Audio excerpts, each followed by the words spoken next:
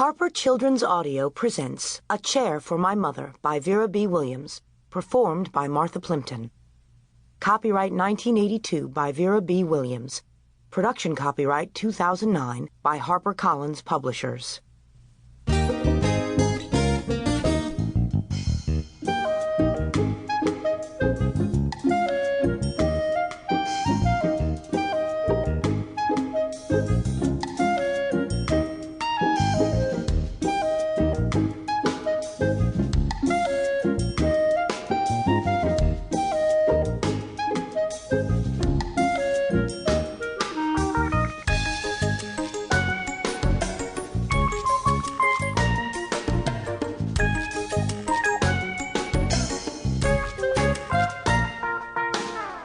My mother works as a waitress in the Blue Tile Diner. After school, sometimes I go to meet her there. Then her boss, Josephine, gives me a job too.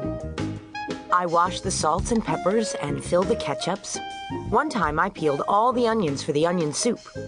When I finish, Josephine says, "Good work, honey," and pays me.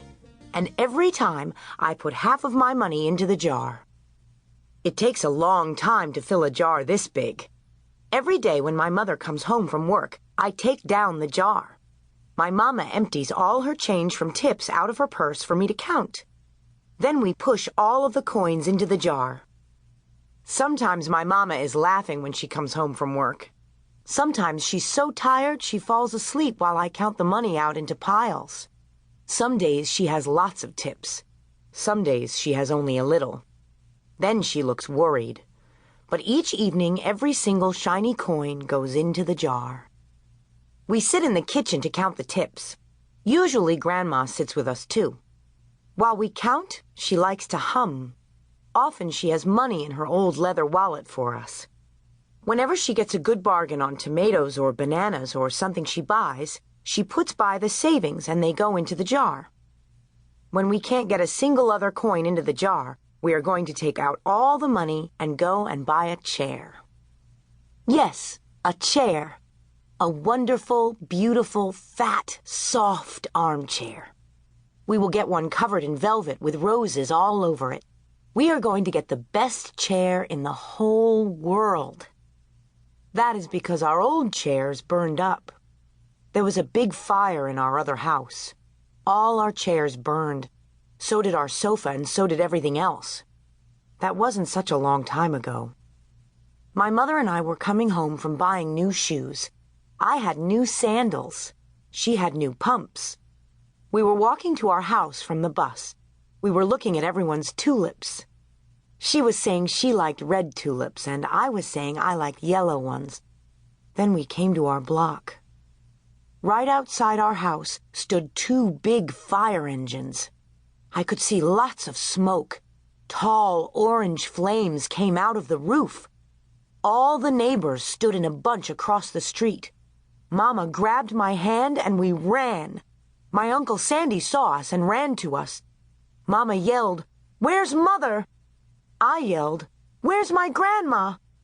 My Aunt Ida waved and shouted, she's here, she's okay. Don't worry." Grandma was all right.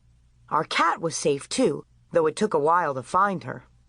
But everything else in our whole house was spoiled. What was left of the house was turned to charcoal and ashes. We went to stay with my mother's sister, Aunt Ida, and Uncle Sandy. Then we were able to move into the apartment downstairs. We painted the walls yellow.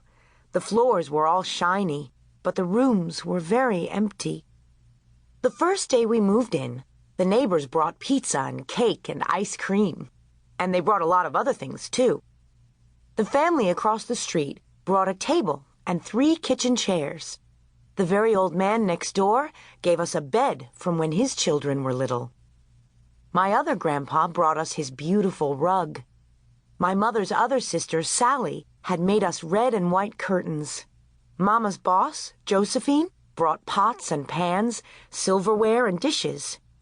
My cousin brought me her own stuffed bear. Everyone clapped when my grandma made a speech. "You are all the kindest people," she said, "and we thank you very, very much."